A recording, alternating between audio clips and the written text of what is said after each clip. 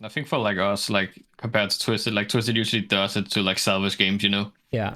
after like they lose some players. But like for example, that one game where tanks like I was like outside circle to circle 7, I think. Mm-hmm. Like we planned it instantly that game when we saw the circle. Yeah. So we legit just looted like 3 major cities for first aids only, and then like people can't do anything. Yeah. Was it Like you was don't. it the Erangel game? Like the Yeah, fair. Like close to fair. Yeah. Yeah. Like if you please land, like people can't do anything. You just have to sit and watch outside circle for like 25 minutes if you want to make sure. No one can do that. Also, I think on LAN it's really different, right? Like It's really hard there. Yeah. Online, people track you, and then even if they have a big team fight, their kill feed tracker will be like, you still have a VP solo behind you. For sure. Yeah. On LAN, nobody fucking knows anymore after. They have no idea. Like 5 minutes. Yeah, 5 minutes they forget about it. Especially if it's like from early game, like the rest died. Welcome to episode 22 of the Hot Drop with Beami from VP. He's had a bit of a slump after second at PGC 2021. Went through Heroic and Foot with a bit of an unfortunate ending there at Foot Esports. We talked about that. We talked about his transition to VP, how the roles are working now in the team, and how they ended up fourth at this PGC. So good episode as always. Lots of yapping. Hope you guys enjoy. Welcome everybody to episode 22 of the Hot Drop, second episode of the year, with the man who's probably had the biggest comeback in the last year of PUBG. Beami, how you doing? Doing well. How about you?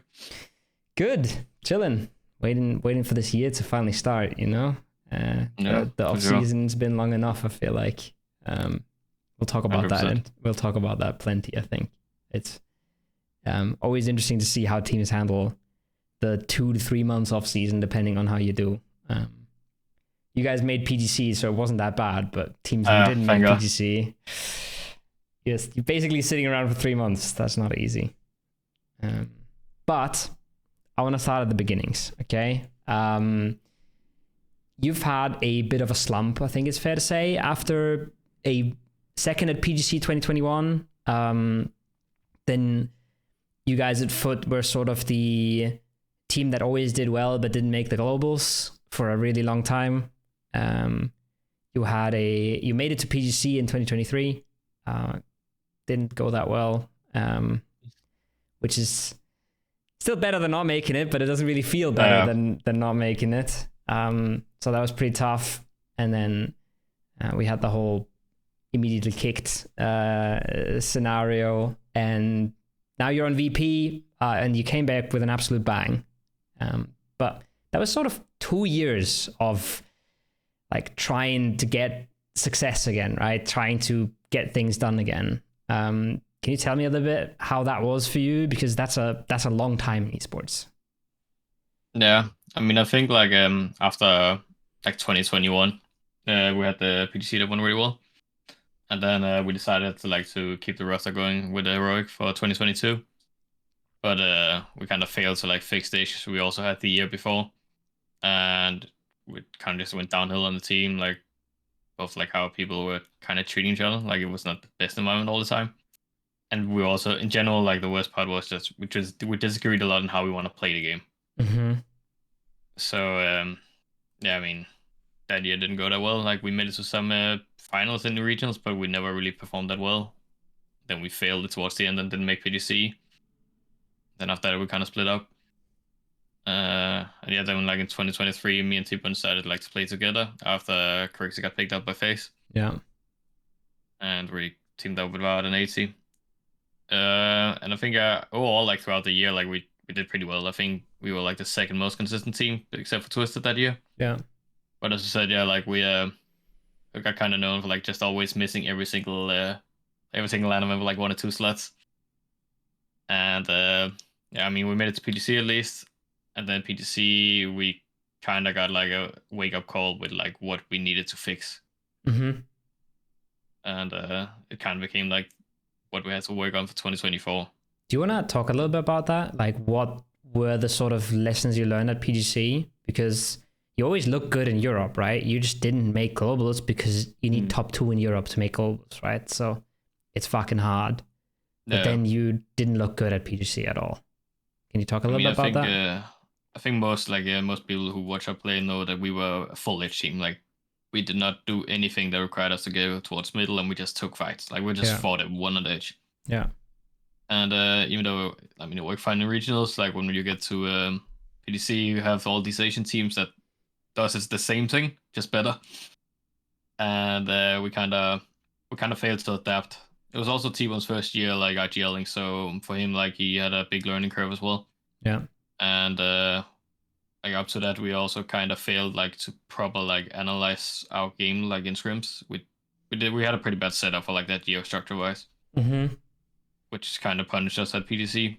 Because when we got to that, we realized that we couldn't just keep playing edge only, and we just adapted too late, so actually started going a bit like middle when needed. And yeah, I mean, it just that's basically the reason why we went out. Yeah.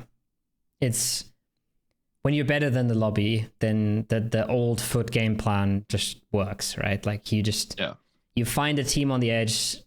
Maybe they already lost a player. You haven't done anything all game, so you haven't lost a player.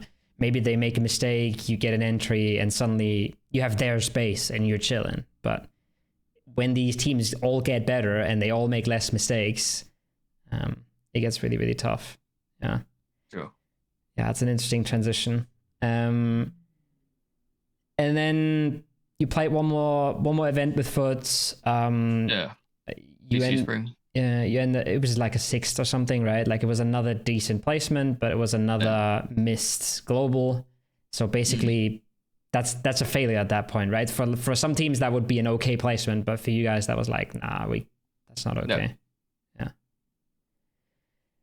And then we had the whole getting kicked scenario. We talked back then. You said like you just don't want to mess with the drama. You don't want to come on. At that point, I was like, just let it die out a bit before I do anything. Yeah, but did you end up having like a talk with T-Bone or something? Did you end up fixing some of the stuff, or do you guys just did you come to like a silent agreement that things are fine now, or how did things end up? I think we haven't really talked much since then. Like other than I think he maybe gave like a small apology for some of the stuff he said. Mm-hmm. But I think at least like for me, I think we're both like agreeing that I mean, after that shit, it kind of just ended between us. Yeah. Okay. So we're not really talking anymore. Cool. I'm not gonna make you talk too much about it. Do you want to talk about sort of what your POV from that PEC spring was, or do you just want to move on? I mean, we can talk about it. I don't mind. Sure. I'll also talk about it on the stream like after it happened. Okay. So just like a summary, what do you think were the problems? And because from his POV, and that's why I wanted to get your POV as well, because his POV is just like the things that happen in game, inexcusable, had to get him out. From your POV, what do you think happened? What do you think went wrong? I mean, yeah. First, I want to like start about like towards the tournament. Like, I think we had a brutality like 1 or 2 months before that PC spring. Mm-hmm. Where we also played, and like from that up to that PC, I kind of noticed that I was getting targeted a bit more with like stuff that had to get fixed and like calling out mistakes on, which like over those 2 months kind of fucked a bit with my mental. I want to say like it made my mental worse, even though like it was something I was working on, because I am kind of known like for having kind of bad mental, or like at least a rough mental towards myself. Mm-hmm. That was like my focus point I got after PTC to work on, which I did. But then like from that brutality up to the PC, it got kind of bad again. Mm-hmm. I felt like I was getting a lot targeted for like mistakes that other people also did but never got mentioned. Okay. And then when we got to like the PC spring, my confidence was completely gone. Like it was completely gone. So I agree. Like at that tournament, I probably played my worst tournament ever on that level. Mm-hmm. So, like after I got kicked, like it took me like a day, and I realized that I mean I get the kick from that tournament, but like all the things that T1 said after, I don't agree with most of it.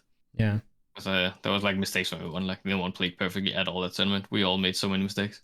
Yeah, that's fair. Yeah, I mean I understand the kick. Like I never argued against it. I get it. Yeah. It's also like it's sort of 2 pairs of shoes, right? It's kicking someone and then how you go about it and how things end up. I think sometimes it's also just fair, even if there's not, even if you're not sure who to kick, sometimes you know that you have to change something. Like things aren't working in the team, people like aren't progressing, people aren't moving, like, and you need a reset, you need some fresh air, you need a big change. So yeah, I think it made perfect sense. Even so even if you don't know who to kick, sometimes it feels like you do have to make a move, and then sometimes there's just a clear option, I think. Yeah, especially since like we're kind of back to square one, like we were first tournament the first year. Yeah. Like again, we're just missing the tournaments by 1 or 2 placements. Yeah. Even though we tried a bunch of stuff between PTC and that tournament. So I get it. It's actually really, really common, I feel like, that roster changes get made after the first tournament of the year, because people come home from PGC and they have all this time to work on. And they say, we need to fix this, this, and this. And then you try to work towards it. And the first tournament, like the first reality check, you're like, we didn't get it done. Like we didn't actually fix shit. And now we have to make a move. So like, I remember, like I've talked to so many players now over these last 2 years who made roster changes just after the first event. Like, because they were like, we'll try one more time, and then that try fails, and it's just like, might as well. Yeah, I mean, it's also, I feel like, just because of how like the system is now with the partner, that we have like 2 slots to fight for if you're not a global partner. Yeah. So you can't really afford to like just accept being like in those top 6, 7. No. Maybe like 3, 4 years ago that would be fine. Like you could play around that. Yeah. But now you need to be in the top if you want to make it to anything. Yeah. And if you get 6th at the first regional, you have like 3-4 months to work on yourselves, basically. Like you have a lot of time to make a roster change, and you have nothing to do anyways. A team that makes PGS, even if they're a global partner that makes PGS, even if they're not happy, they still have 2 tournaments to play in like a week or 2 or 3 or whatever. So completely different situation. Okay, moving on though. You joined Foot. You guys played 1 regional. It was sort of okay, but you also didn't have to perform that well because you were already qualified, if I remember correctly. So it was basically just trying to get things going. And then you went to PGC, and it went really well, I would say, from an outside POV. Can you talk to me a little bit about how sort of the onboarding process at Foot was, like at VP? Sorry. VP? Yeah, sorry. Might have said Foot there twice. Like, what were they kind of looking for? How did you try to fit in? How did they try to fit you in? Can you talk a little bit about that? Yeah, I mean, I just saw like, after one of the tournaments, I know it was after like EWC that they were looking for a player. Mm-hmm. I just wrote to them, and also like before they even considered, I just said straight up, like, I know that they have a send heavy playstyle before I joined. Like we saw that at PGS and the EWC, they love to go middle all the time. And I just said, like, when it comes to that part, like all the early game rotation shit, I cannot help you guys. That has never been like what I do. Yeah. But if you need like anyone with mid late game decisions, so like info tracking, kill feed tracking, I am probably one of the better players you can get now right now in EU. Mm-hmm. Then we kind of just did a tryout after that, and I think it took like 2 days. I got picked, and I mean, yeah, then we came to like the PC where, yeah, safe to say we did bad. Yeah. But I think that PC kind of helped, like giving away recalls both to them and me, like what has to be changed. That like the playstyle wise, it doesn't really help that you go to like one extreme. Like on Foot, I had the one extreme where I was full edge only, we were only fighting. Yeah. And now on VP, we were like the other extreme where we were only sending, go middle, go position, no matter what, every circle. Yeah. So we like kind of realized that we luckily made it to PDC because of a face. Yeah. So now we just had to work on correctly clutch it for us. I remember now. Yeah, it wasn't. Yeah, it was actually a struggle. It was close. Yeah, I remember. So I think like from PC we took like a couple of weeks up just to wait to see if we made it to PDC. Yeah. And then we agreed that we just had to work on changing our playstyle, like to be a more fighting team because we have the players who fought. Yeah. So we kind of incorporated that, which I think was kind of like the primary reason why we did good at PDC. I think, like you said, right? Like neither of the extremes can really work in a really good lobby. Like, you have to be way better than the lobby if you're gonna send middle every phase one. And you because even if you lose one player, even if you get 4 kills and you lose one, half of the games that's gonna cost you like so many points. Like you have to roll people and you have to be clean with it and you have to know what everybody else is doing. You get to a global, you don't know what half the teams are doing and they're just way better overall. So like, it's so hard. Yeah, sure. Now, you got to PGC. You just go through a playstyle change. That's hard already. And then you get thrown this format at you where you play best of 6 every single day against some of the best in the world. And it wasn't easy pickings. Like, it wasn't like you guys were just cruising into the finals either. Like, you guys had to fucking fight for it. Can you talk to me a little bit about how that experience was like that circuit format, how that was for you guys? I mean, for us, it was kind of interesting because we basically ended up having 2 play styles for this tournament. Like, we played one way completely different on like circuit, because like Skoom instantly realized that you just need top 12. Yeah. And then we figured out, you know what, you can get like 3 or 4 point average, and that should be like around enough. Yeah. So if you just send one guy like AFK outside circle most of the games, you can get some placement points every game. Yeah. So that kind of became like our thing. After, like, we didn't do it circuit 1, and then we failed to qualify for that final. And we started to do it circuit 2 and 3, which helped us to catch some points on like the bad days.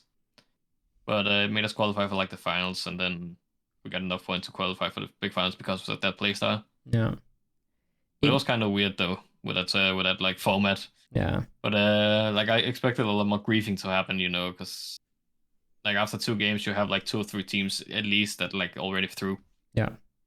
So I expect those teams will start like going after the other teams that they didn't want to make it. Every game you get one more team that's qualified, basically, at least, because every team that wins is already through the stage pretty much. So like, yeah, it's wild. You guys were crazy consistent when you made it to the finals. Like, I think you got 34 and 36 points, like literally just cruising on like a 5 to 6 point average. Make finals twice. That's enough. You don't have to get an 8 point average or whatever. Now, the thing is though, like, everybody knew that. And I talked to Purdy and he was like, that was kind of their downfall, because they tried to play for like 4 kills every now and then. And then you stop playing good games as well, right? Like, you if you're just going for 4 points every game, then you can very easily stop winning games and getting yourself into good positions. So even if you have that sort of goal in mind, it's still so different, right? Like, it's still, the lobby is super different and your goal is super different. Like, it's still hard to play good PUBG, you know? It feels like a different game. Like, yeah, like it honestly felt closer to Scrim some of those days, just because of like how carefree a lot of the teams played. Yeah. And so then it's interesting to play. You lose so many players in phase 1 because everybody's like, oh, we can get 4 kills here. And then the next team rocks up to third party, because if you see a fight, you're third partying it every single time, right? Like, if that's 3 points kills or something, like, job done. Yeah, it's crazy. And then obviously the blue healing thing is massive as well, right? Like, you guys did that to a great extent. TWIS has been doing it for like a year or 2 or something. In Europe, they were the first to kind of start doing it, I feel like. And then everybody kind of picked it up, and you just end up with 20 first aids, and it feels really overpowered, no? Like, you were the one that was tanking like insane amounts of blue. There's not a whole lot people can do against you, right? Like, they have to play the game, and you're just absolutely vibing, not taking fights, waiting for people to die, and then you come up, you get 1 or 2 flushes, you've did your job. Yeah, I think for like us, like compared to Twisted, like Twisted usually does it to like salvage games, you know? Yeah. After like they lose some players, but like, for example, that one game where I tanked like I was like outside circle to circle 7, I think. Like, we planned it instantly that game, and we saw the circle. Yeah. So we legit just looted like 3 major cities for first aids only, and then like people can't do anything. Yeah. Was it like, the Erangel game, like the fair, like close to fair? Yeah. Like, if you please land, like, people can't do anything. You just have to sit and watch outside circle for like 25 minutes if you want to make sure. No one can do that. And you still have to play the game ahead of you, so you can't be just watching your back the whole time. Like, Yeah. it's just impossible like to wait for the solo if he doesn't make a mistake or he has a really really hard run to make or something. And then also I think on LAN it's really different, right? Like It's really hard there, yeah. Online people track you, and then even if they have a big team fight, their kill feed tracker will be like, you still have a VP solo behind you. For sure. Yeah. On LAN, nobody fucking knows anymore after no 40 idea. people like have 5 died. minutes. Yeah. 5 minutes they forget about it. Yeah. Especially if it's like from early game, like the rest died. Yeah, it's crazy. Yeah. Yeah, I wish they would do something against it. But I really, really don't think so, because it's just it's not really a problem in the public game. It's not really a problem in ranked. So I don't think they even care. Like it's just gonna stay this so way. far it's only been EU as well. Like I haven't really seen much in the other regions either yet. It's mostly just the EU that does it a lot. It's a matter of time though, right? Like it's too strong. Like for some teams it's going to be more powerful. I feel like if you're playing Edge and something, you're going to be set up for it more, you're going to be looting 100%. longer, right? And then maybe you take a fight on the Edge and you lose 2 players or something, but you have 7 bodies to loot, whatever. The send it to the center team is probably can use it less, but I feel like in the long term everybody has to do it because the only condition to do it is I'm at the Edge, we maybe won a team fight or we're next to a team fight. It doesn't even have to be yours, but if there's like 4 or 5 bodies around, you might already have 20 first aids, and then you're already like, I'm fine, I'm just staying in here until phase 6, and like that's like 2 circles. Yeah, like you're chilling. It doesn't need like you just said, like you set it up for 3 circles, but that's like the big exception, I feel like, because you can do it without any setup if you're just walking next to a team fight and you just stack your first aids on one guy. Yeah it's wild, and it's then too strong. Yeah, it's for sure too strong. But yeah, I mean, if it gets you finals, it does get you finals. Yeah, you take those. It got you some nice highlight clips as well, and the new Happy Maid and that kind of shit. But yeah, you got into finals, job done, and then you guys basically tried to completely switch the playstyle now, right? Because now you're playing for wins, you're playing for good games, you're playing to maximize points, not for a 5-point average.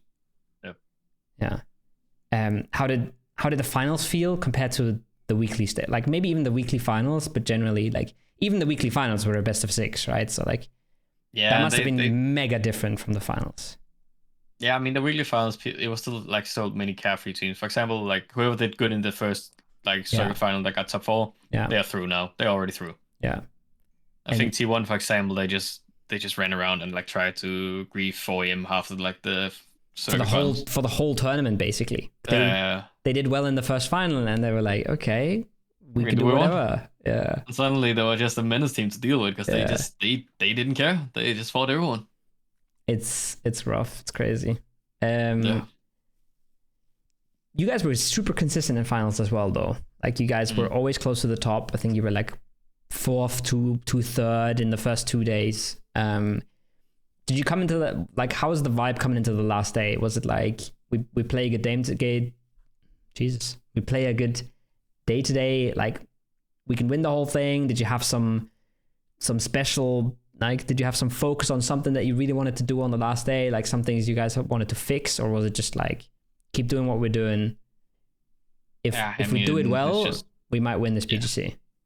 Like we know, like we've been playing really well the last 2 days. Like we made some good calls and all that, so just keep it up and don't let the pressure get too much to you. Was basically just it. Yeah. Like just do what we've been doing. Whatever happens. It's like so close. Yeah. Whoever's gonna win is just gonna be the one who gets the most circle last day. It's just how it is. That's how it went, at least. Yeah. At least also how it went. How's that feeling in the team? Because you have a massive amount of experience, and obviously EB has had a massive amount of experience, but he's also had sort of like a bit of a slump like you had in after Heroic. Nixie is like, you can kind of call him one of the more fresher guys, but now he's been popping off at PGSs. He's been sort of getting his experience. Like, how is the vibe? You guys still like more of a nervous team, or you're more of a chill team, or how does it feel in VP when like the final day is starting? think overall like we are mostly chill, but like for example for Nick, it was still his first PDC, so it was still like pretty big for him. Yeah. But like, I mean, we have both EB and Nick that are like pretty energetic in general, so like they're like more hyped, and you just have the opposite with Luca. Like he's just play the game, like see Yeah. what happens. Yeah. Like he doesn't care. Yeah. He's just here to play the game. He really don't care. I remember there was like voice comms from PGS like 3 or something. It was like PGS 3 finals, and you just hear Luca saying, "I can't wait to go home and play on a real chair." It's like, yeah, That's Luca for you. yeah, that guy is excited. Just wants to go home. Fuck this shit. But yeah, how do you feel about fourth? I mean, is it more than you expected? Is it kind of around the area of what you expected? It's obviously, it never feels good not to get first, but you guys were in contention. You guys were really close. It was a pretty good result, right? Oh yeah, for sure. I mean, personally, I like I said before we went that if we get top 8 like finals, I'm happy. Yeah. Because like it's the first LAN with the team, and I haven't been on LAN the whole year, so like I'm also a bit out of it. Yeah. And I think like when we qualified for the finals, like we were all like, like around top 5 is doable, then we're happy. Yeah. But like I think after the tournament, like we all know like we could have won it. Like it was close. Yeah. But like no one is like mad or sad or like how we played. Like we played well. Yeah. It's just like it just legit. It comes down to like 1 or 2 games that could have been a bit better, and then you would have won it. Yeah. It's just how the game is. It's just how it works, right? Like, yeah, especially in this level. Yeah. And yeah, it's a little bit of both, right? Like, you know that you could always have played better, but you also, it's 18 games. Like, there's a lot of RNG. There's a lot of just random things that happen in PUBG. Like some stuff is just out of your hands. Yeah. So like getting a fourth is really, really solid. It's kind of crazy how big the difference is, right? From like prize money wise and stuff, when you're looking at like first versus third or something, and then it's like 3 points different or something, right? But you still know you did super well at a global and in a global final, and that's like, I feel like that takes a ton of like pressure and anxiety away, right? Because you've just proven it to people, like, and you've proven it to yourself as a team, like, we're good enough. We just have to bring our game now. Especially after like the PC as well, like starting off the first time with the boys, getting a 12 in EU was rough. Yeah. So that was a good salvage for the year. Yeah. That's good. Fucking shaking, hoping that like a European team carries you into PGC is it's not a good time. And then face of all of them, like you never know with those guys. You never know. That's a rough one. Yeah, and they leave it to the last game as well. Last game with the fucking 7th place team they're fighting. I was just, come on, just win it. Yeah, that was fucking crazy. That was a rough format in that sense as well, where you have to sit and wait and hope, and you're not even at the event to decide it yourself. Yeah.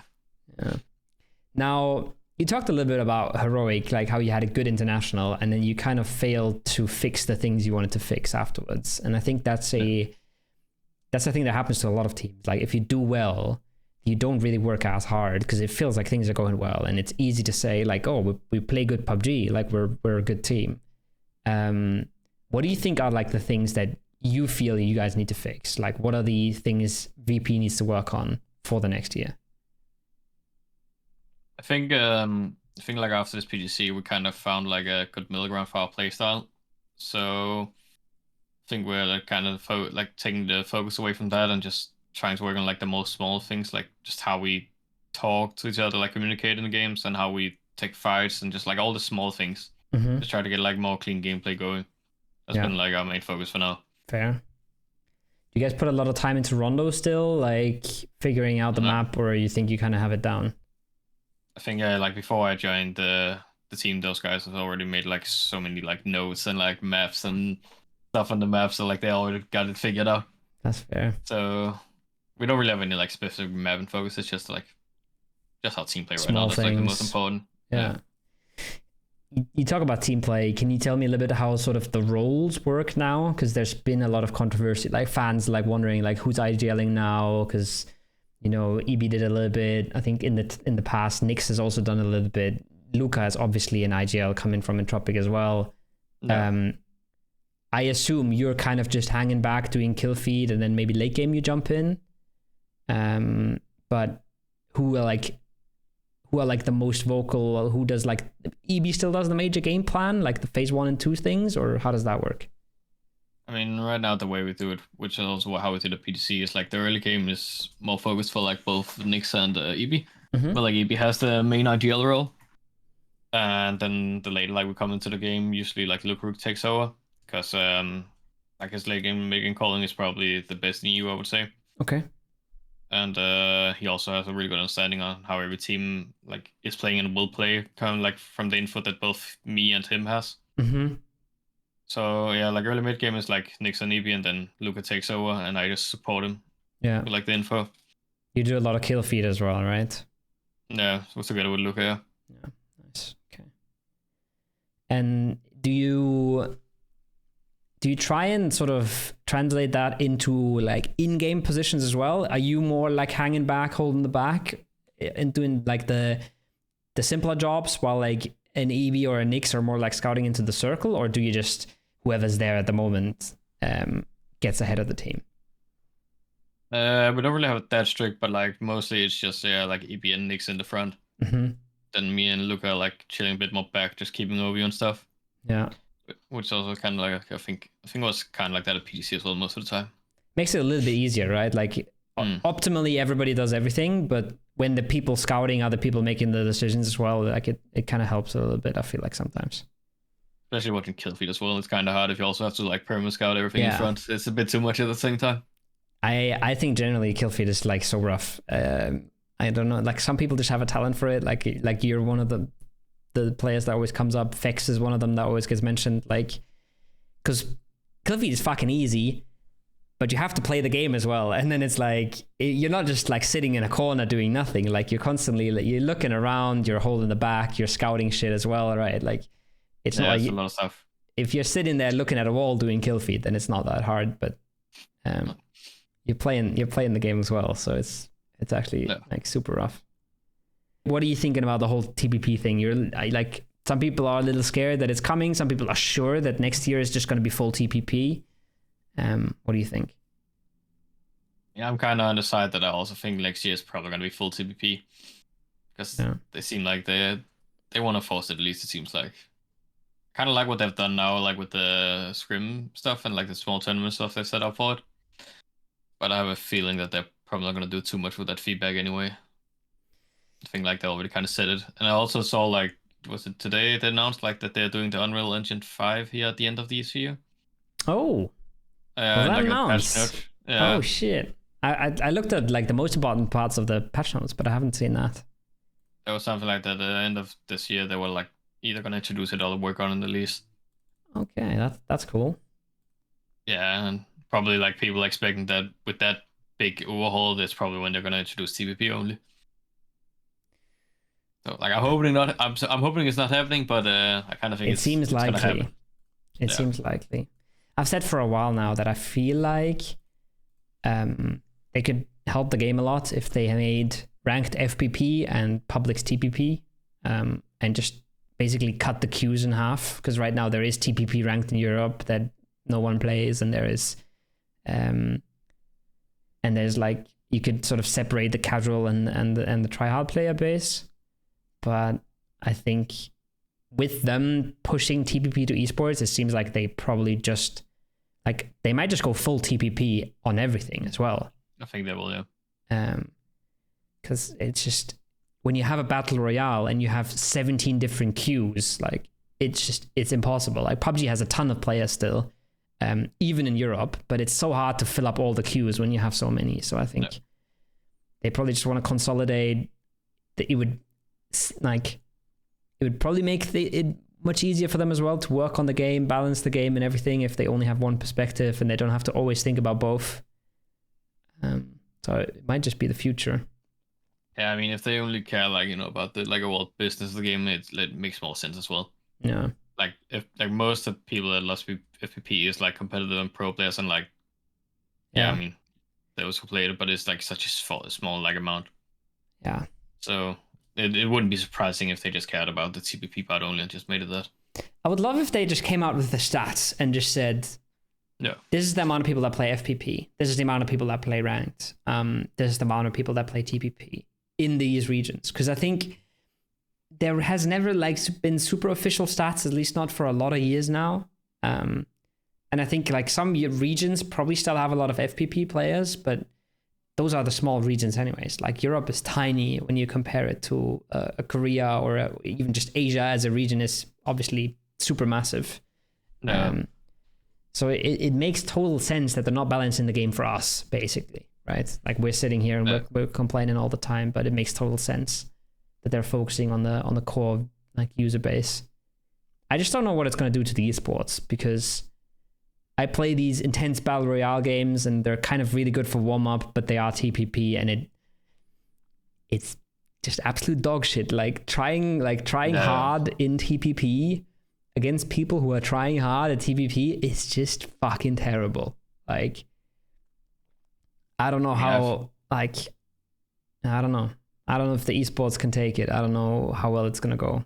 I don't think it's going to help the esport, at least. Like, if anything, it's going to make it worse, I think. Yeah. Because it's like the games are going to be way more boring to watch. It's just going to happen. Like, yeah, way more passive gameplay. Like, already now people are complaining, about how the early game can be a bit boring sometimes. So that, like, they keep introducing, like, this drop maps and, like, stuff they can do, like, in the early game. Yeah. But, like, if we introduce TVP, like, the mid game is going to be the exact same. Like, nothing is going to happen for, like, 20 minutes every game. Imagine hot dropping in TPP. It's like everyone's, like, proning on a roof, crouching behind the wall, looking into the wall. Nobody's making a move. Even now already in hot drops, like, nobody tries to make a move, right? Because it usually just doesn't work. And then imagine Pochinki, but some guy is instantly going roof with an AUG and just never peeks. Just sits there. Just vibes. Yeah. Like, I don't know. It's going to be a mess. Yeah. It's going to be really rough. And if we're being fair, like, the game is doing really well. I don't think the esports is doing that well. And I think that's why we see, like, budget cuts all the time, right? Smaller prize pools and less tournaments, especially in the West, because we just don't have the same amount of viewers that the Eastern countries have. Yeah. I mean, there was also, like, some revenue announcement today. I don't know if it was official or if it was some leak. But yeah, like, I think 2024 was the biggest year for PUBG PC. Which is crazy. Yeah, so it's not going that bad for them, at least. No, it isn't at all. The game's doing really well. Good. Like, but what you also have to look at when you look at that, it's 7% South Korea, 7.5 North and South and like North and South America and Europe. And then 85% is Asia. So like China and APAC together are 85%. Like, that's just fucking wild. It is. And then also one thing you have to look at is 62% of the whole revenue that Krafton makes of PUBG is mobile. And all they do is they take a cut of PUBG Mobile because they're licensing PUBG Mobile to Tencent. Tencent, right? Yeah. So they're not even like, they've got New State, but like that, their own, probably have New State Mobile as well. But it's a huge failure. But 60% of their money that they're getting is literally just from PUBG Mobile because they have the PUBG license. Like, it's actually kind of crazy. And PC is only 35%. I say only, is still like kind of big, but it's fucking crazy. That is true. Yeah. But yeah, 85% Asia compared to 7% America. The whole West is 7.5%, and then Asia is just 85%. And then it feels really dumb to sit here and say, like, oh, why aren't they balancing the game for us? Like, we need FPP, and we like FPP, and it makes a lot of sense, like, business wise, what they're focusing on. It's just, we always come back to this where we're like, I think the game will continue doing well. I think the game is just good. The game is doing well. I'm just really scared for the esports. And I'm scared for the Western esports first as well. Because it's like, even if they keep the esports up, they could easily go to like a 24 teams per year, 8 teams from the West, 16 teams from like the Asian regions done, right? And they could have like whatever 4 European global partners, and then 2 North American, 2 South American, and the rest is just all the big regions kind of. Yeah, the rest is just like APAC and Korea and China and the rest. And you're like, it's over basically at that point. Yeah. But yeah, I guess kind of the same every year with this game. Like you never know what happens next year. Yeah, You just pray. You just pray the West is not a Dota 2. That's it. Yeah, and you pray that like when it goes franchise that you're in the franchise, I guess. Yeah. Like, because then you're Pretty fine. much. Then you're chilling. Then you're playing PUBG all year, and you probably like you're fine. It's also they seem committed to the esports. Like, remember when they announced they're building an esports arena in Korea and shit where they want to hold their globals? I think it was supposed to be finished in 2023, maybe in 2024. Yeah, it was. It should, maybe it's here for 2025. I don't know. But it seems like they're committed. It seems like they're committed for at least like 2 more years. Even if they go full TPP next year, there's still going to be 1 year of PUBG esports. Even if it completely fails, like there's still going to be 2 more years from now on. So yeah, doesn't. I mean, I don't think it's gonna die out anytime soon. It's just the TPP angle only. Yeah, you sticking around for the TPP as well?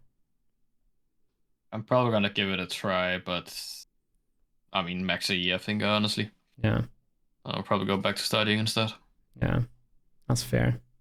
You were always like doing like getting an education and shit while playing, right? Even on heroic and stuff. Yeah, I got done like in 2022 with my education, and then doing full-time since.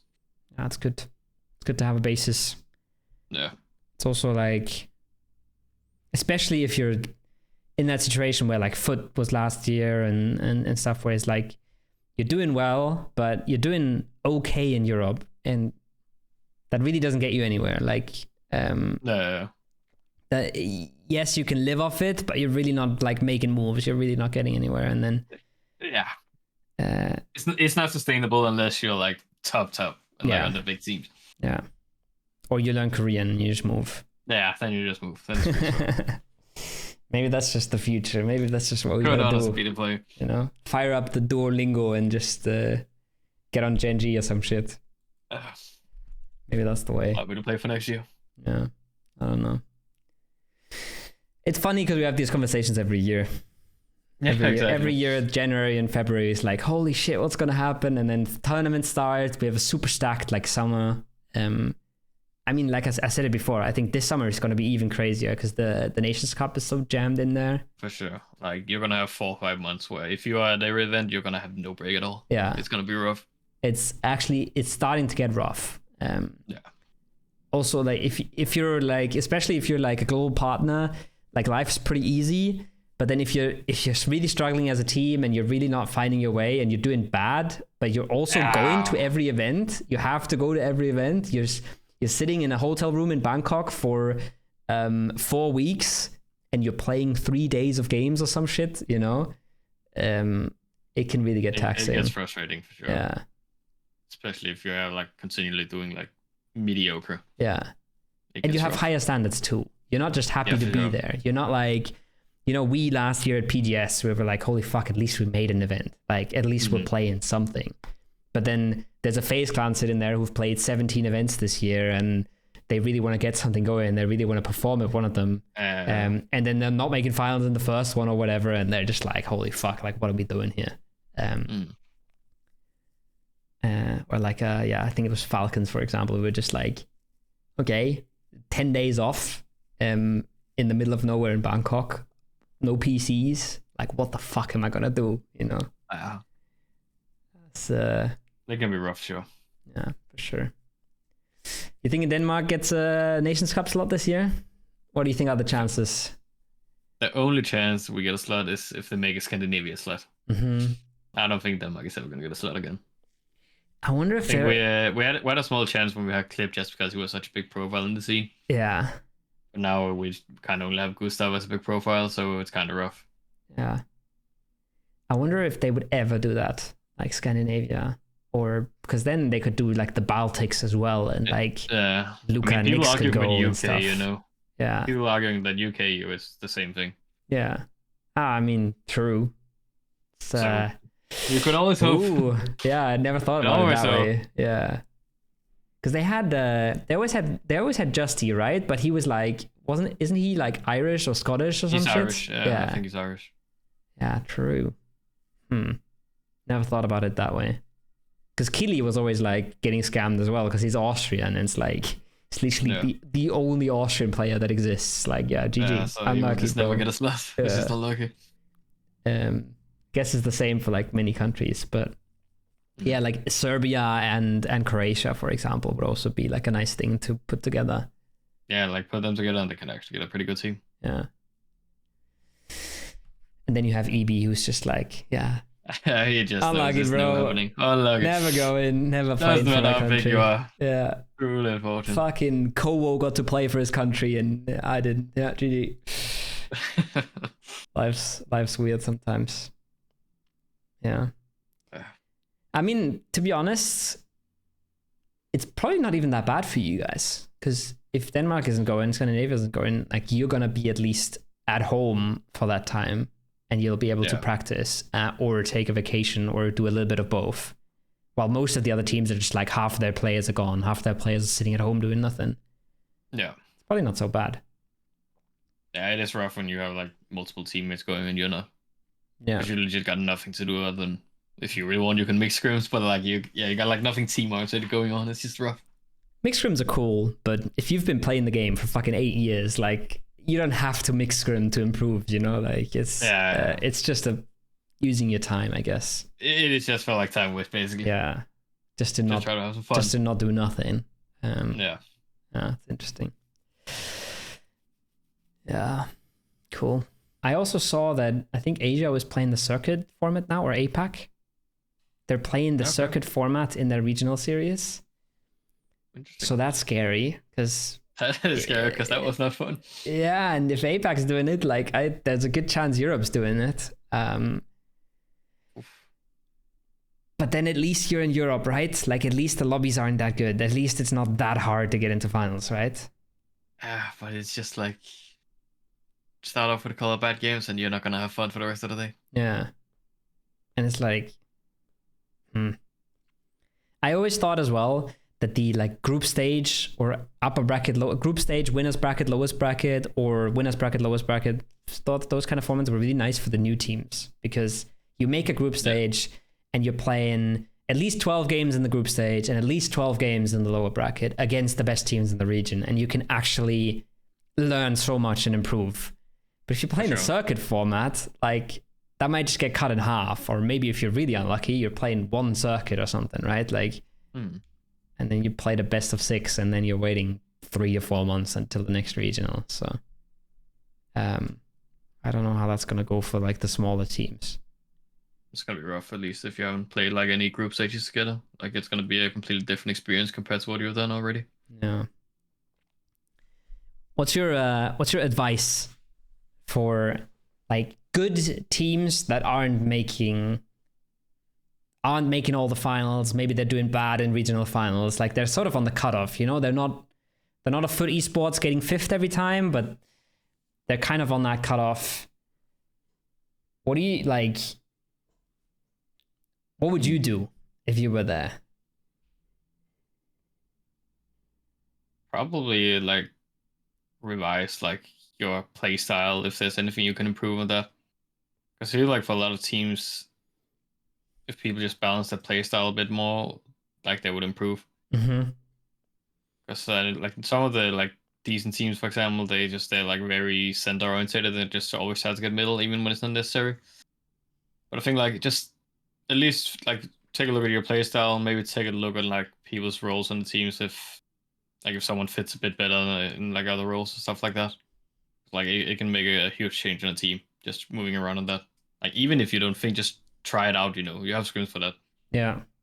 Just swap around. Also so people get to know like how it feels to be like on the other side for your teammates, so you have a better understanding of what they're going through like in those situations.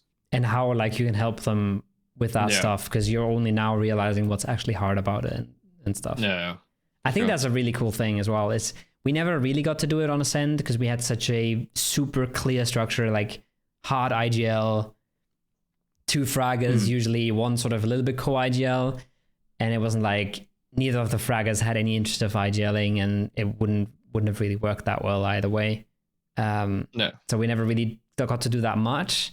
But even the 1 or 2 times we did it, it was like for some people it was just like an eye-opening experience, right? Because you're playing a completely different game. If you're in the back just vibing, holding flanks, and then hoping to frag out late game, you're literally playing a different game than an IGL is if he's solo IGLing. Like it's one guy's fucking playing boxing and the other guy's playing chess. Like it's not comparable, right? No, we kind of got an advantage at that point because like we already got basically 3 people that has IGL. Yeah. So like everybody kind of knows what they're going through, so like they're helping each other a lot on that point, which I also think is kind of like helping us to perform better. Did you ever have a problem with too many people talking? Like too many people being proactive, suggesting things, trying to make plays? That was probably one of the things I had to also get used to in the team. There is a lot of talking compared to when I was in foot. So yeah, like it's been like a thing that sometimes our comms overflow, which is also why it's like one of our improvement points. Mm-hmm. But I mean, I think it's always better like that you have people talk too much and too little. Yeah. But yeah, for sure, like too many, like we sometimes have too many ideas going around. Yeah. I think it's a problem in a lot of teams when people learn the game, get better at the game, start understanding more, and they start making calls, and it's like you're like, oh, this is nice. But then when you have 3 people making calls, or maybe even just making suggestions, then it's like you have so much to work through in your comms, right? Like it's just way too much sometimes. Like it's probably like the optimal thing is have a lot of smart players on the team, but you really have to filter out like the important things and really not just throw things in there constantly, because you want everyone to be proactive for sure. It's just, people just need to learn when to communicate. Yeah, but you probably have the nicest job in that situation, because you just go like, I'm just gonna shut the fuck up and I'm gonna do my thing, and you guys figure it out. I call kill feed, you call whack. You're like I CV. You guys. Yeah, that's nice. It's nice to shut your brain off, so, like not shut it off, but like tunnel vision on one thing and just let like the whole fucking leave the mess behind you. I don't have to think too much ahead myself. Yeah, I think it's probably the roughest thing for an IGL as well, is when a lot of people are suggesting a lot of things, but nobody's calling. Everybody's like, maybe we can go there, and maybe we should do this, and shouldn't we hold that thing. And it's like, holy fuck, how do you want me to answer all these questions? Like, it's not possible. Yeah, that's the way I feel like it a lot of, like when people start to like get comfortable with like calling or like giving ideas. It's just like something a lot of people need to get better at. It's just like, instead of just giving like these random ideas that they don't even know how to execute, I come up with a plan for it. Mm-hmm. Especially if you really want it done, because like if you're IGL, here's a call you want to do, and you actually have a plan for it, they're 100% gonna go with that if they're not sure what to do. Yeah, it's so much better. That's the 2 things you just said. The 2 things, like actually have a plan. Actually have a play and call the play, but also call it when your IGL is not sure what to do, right? Because we had some situations at PGS where we kind of had a plan already, but then maybe somebody on the team didn't really understand the plan and they just threw in a new one, and it was like, no, we're already doing this. And it's like, but that can sort of already take you like 10 seconds out of the game where you're hesitating and you're thinking about what the guy just said, and then you agree on, no, we are actually doing this. And it can actually like make you so much slower as a team. I feel like when you're committed to a play, unless you have like some game changing like info or anything, like it's just better to just go with it. Yeah. It's better to do something together than to not do anything at all, even if it's the wrong play most of the time. It was like definitely like our biggest struggle at PGS, because we suddenly just had like just too many ideas floating around and too many people like giving ideas when we didn't want ideas. Like we had a plan, and then somebody's like, oh, but what if we do this? And oh, shouldn't we do this? And then like your games become like so clunky and hesitant, and it really sucks. I feel like at that point we probably get carried a lot by Luca, because every time we have like these match situations where a lot of like, you know, someone is doing this, someone is fighting them, and like, what do we do? Like, we always have Luca, like, who is really good to like just, you know, shut up. Do we have a plan? No, okay, we do this then. Yeah. Like just put it, like calm everybody down, and like just do something together. Yeah. Doesn't even matter if it's the best play, just do it together. Yeah. It's so It's good really as good well though. to have someone that like resets the comms sometimes when everybody's like Yeah. overheating a little bit. Everybody's like you have one guy holding that side, one guy's holding that side. They're playing two completely different games. They're communicating the whole time. It's Yeah, really like good. they're talking, but they're not even listening to each other because they're so like busy with Yeah, whatever yeah, they're doing. So, like no yeah, one actually listens to like the 10,000 words that just got said. yeah. It's just It's flying through. it's crazy how like you have these players, right, that are playing the game for 7, 8 years now, whatever, and are at the top level, absolutely. But comms are still so hard, right? Like Hmm. I feel like it's 100% like maybe it's just the most important thing in PUBG. Like there's Yeah. like, or maybe it's like not the most important, but like the hardest thing in PUBG is like communicating well with your team and communicating the right amount at the right time, not too much, not too little. Yeah, for sure. Especially like when you come to like the big games when you got the adrenaline going and like all the stress. Mm-hmm. Because like it's like human nature that you just want to like keep talking and just keep going. You know, you're Yeah, like your heart rate is up. yeah, It's just like you have to fight against that and just try to be calm. yeah. It is rough for sure. And it's funny how there's teams like you'll have a TSM or something that are just like super calm and super Yeah. chill, and then you'll have like I think you guys are in maybe even in the past. I'm not sure how it is now, but in the past, like there was some really nice clips from PC where like people are just fucking screaming at each other. Like Yeah. It's a EB bit is just better, like I'm sure. next, you have to come to me. Yeah. Or like Polish Power. I remember like I was doing like voice comms for PCS 7 or something, and it's constant fucking yelling, just like all the time. And both can kind of work. It's just like, again, if you find the balance, then you're suddenly a great team. Yeah. I think a lot of the Asian teams also have like when I remember Yeah. like watching comms, they yell a lot as well. Yeah. It just seems like that's how they do it. Yeah, like Asia and APAC, they also I feel like they love yelling that to get the confidence going, right? Like Yeah, I feel like they're steamrolling through it all when they gotta go. almost all of those teams are like momentum based teams. If they get a few kills, they start yelling, they start getting excited, and then they shut some part of their brain off, but like the mechanics kind of switch on, and it can work as well. Yeah, and then suddenly they have a 25 kill game or some Yeah. stuff like that. Like it's Yeah. just only Asia thing. Yeah, it's crazy. We'll see. I'm not sure what Asia's going to do this year. I think Pero might be really, really good. Playing with Ming Ming now, I think that they look like the strongest team coming out now. Yeah. right? Like everything else is a Insane bit of a roster. question mark. Like maybe the AGG roster with Himas is good. Himas and Tycon back together. KDF also made a change, right? Didn't they drop their fourth and fifth player? Yeah, I think they got DL in or something like that. yeah. They got more fragging power now. Not sure if they already needed had that, en- but they already had enough. But Yeah. yeah, fair enough. They already had Salute. No. Yeah, that's going to be interesting for sure. KDF, I think KDF is the only Korean team that's super interesting. Yeah, like Korea just kind of, they're just kind of doing it worse every year. I feel like they're just making so many random red teams. Yeah. They have like one good team now only. And then Seoul is also staying in what seems like a pretty meh roster. We're getting the back. Yeah, Seoul's getting the bag. Genji is not spending the bag, so they also have a pretty mediocre roster. No.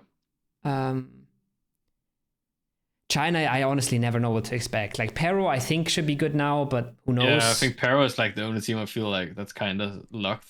Yeah, Every time I watch something new in China, it's just new players in every team all the time. yeah. I don't know what's going on out there. The thing is, though, Pero is like, I'm not sure because they got so much better when they brought on Summer. Like they became a consistently top placing team with Summer. Mhm. Now they're kicking him, picking up a big fragger that definitely doesn't IGL at all. And I think they want Nan to IGL. I'm not sure because like I heard some rumors that Ming Ming was out yelling at the end of New Happy. But I don't know, like it's just like something I heard. Interesting. But that sounds interesting. But yeah, like He doesn't. He's never they seemed like a kicked Summer talker to as well. me. Yeah. Only a yellow, I would say. Yeah. He has a lot. Yeah. But I think like didn't they kick Summer at one of the events this year as well? Mm-hmm. I think Para played one of the events without someone. They didn't even make it out of group stage. Yeah. I find it Basically. interesting that they still like went Yeah. out with him. Yeah. They still think they don't need him. That's for sure got more fragging power now. That's for sure. Yeah. But just don't know if it's going to be enough for the globals. they might become like one of those really inconsistent teams again, where they're either godly or dog shit. APAC is probably I think mainly the AGG roster. It's just AGG now. Like so, it's just went from Cerberus to AGG now. That's it. They're gonna perform big time. I think so. I mean, probably. Who knows? Like, that's still two really young, cracked people that they're picking up, like, or as well, where they're just hoping that it works, right? Like, no. I feel like Cerberus was probably a lot of Haizaki as well, but yeah, like that's like the main thing. I don't know if they're gonna have a good call on now compared. To before. They got more firing power, I would say, now probably in ATG. Yeah, they do. Cerberus. They do. But now they're gonna run over regional lobbies, and we'll have to wait and see if they can do it in internationals. Yeah. Yeah, and then we'll see. Americas is probably just Falcons and TSM. Yeah, they lost one good team now. Yeah. They're all kind of split up. What was it? I think Ralph and Rillo were making a team. Yeah, they went to Friendly Fire, players. Basically, I think. Yeah, and made with the Cowboy and Monster. Yeah. Yeah, it was interesting. I was talking to Michael, and he was like, he said they were picking up a Falcons player, and then a few weeks later, I think Falcon was out and Michael was out and 2 Falcons players were in. So. Yeah. I guess that happened. I mean, that region changes roster every single tournament. Yeah. It's kind of a mess over there. It really is, honestly, because that's also, I don't know, like it always seems like there's drama every single time. People have big personalities there, but yeah, we'll see what happens to Falcons, or the old Sonics. They were probably the disappointment from PGC, I feel like. But yeah, I mean, they also came in with like, they've been performing well. They won fucking Saudi again, but they still haven't done well at a single PGC event, and then. No. I just completely fumbled it again. Yeah. I think they kind of just like fell apart in the format, right? Like they come cold into the first final, they suck there, then they play one bad day, they're out of the second circuit instantly, they have to like perform at the third circuit. Or was it, I don't know which circuit they missed, but like it wasn't pretty. I think they probably got played like 7 points in one final as well, though. Yeah, I think horrendous. That was the first one where they got invited to. Yeah. Wait, let me look it up. I looked it up earlier. It was not pretty. They got 7 in the first final, but then they got invited to. They barely made the second one, 25 points there, and then they didn't even make the third one. It's rough. Yeah, they and Cerberus really both kind of Cerberus did the same. The bed. Yeah. But then also we had 4 Chinese teams in the bottom 5. Which I thought was kind of crazy. No. But, we had the SGD's Malaysian team now, Shen's. Yeah. It was an interesting PTC as well. Like, was it the top 5 teams in the finals as well were all non-partner? Which is pretty funny. That's crazy, actually, yeah. You're right. It's actually pretty funny. Yeah. And then, yeah. I talked about it with Purdy as well, where it's like, Example was fucking dominating, and TWIS still didn't do anything. And that's really weird. Like, you would think if Example pops off, they're 100% a top 3 team every single time. Yeah. Just seemed like they had a lot of stuff mentally going on. Yeah. Like, I remember seeing Lou basically smashing his table and yelling when we killed him one of the games because he made a mistake. Yeah. Which you've never seen him do that before. I watched a lot of that, and I was like, I'm not sure if that's even bad. I feel like it's okay to let your emotions out, right? Like that. Yeah, it's just interesting because I haven't seen them do it before, I think. Yeah, but like that format fucking sucked. So like, it's fine to be angry about it. It's fine to be pissed at like, oh, we only have 6 games and we fucked up the first 3, whatever. I think that's okay. But yeah, they clearly like weren't themselves. Yeah. Except for Example. He does what he does. Who is just a Terminator. Like, he doesn't care what his team does. He is just a goat. Like, there's just no one even close to him at this point. Yeah, he really is. MVP is still fucking, what was it, Cloris? Yeah. Yeah. But, yeah, I said it the last time. I was like, it's Ike's left numbers, basically. Like, he had more kills than the rest of his team combined, or like almost the same amount of kills as the rest of the team combined, or something. That's like insanity. He just always says that. I remember when he did it on Navi as well in one of the regionals where they completely flopped. Yeah. Like on old Navi. Yeah. And he was still like second highest fragger the whole time. This doesn't make sense. Yeah, I remember like for a long time Navi was like two players. It was like Alia an example, and then if Alia would show up, they would have a good tournament because then they had two insane players. And then if Alia didn't show up, it was just example. But then on TWIS, I feel like most of the time there was somebody else there with them. Like Perfexix has had really good tournaments. Lou has had really insane tournaments. Batu is fragging really well for an IGL. Yeah, he has been having some really good tournaments like last year.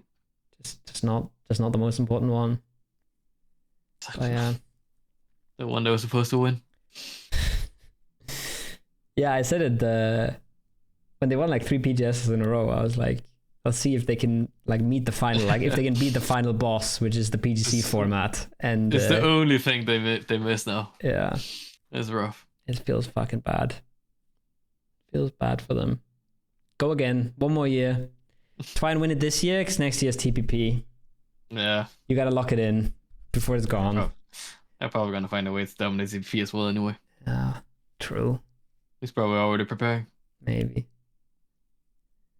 Maybe they just win every TPP event this year and then they suck at PGC. Shit. We'll see. That'll be rough. Okay. Cool. I think we can call it here before we jump around topics forever and just keep yapping.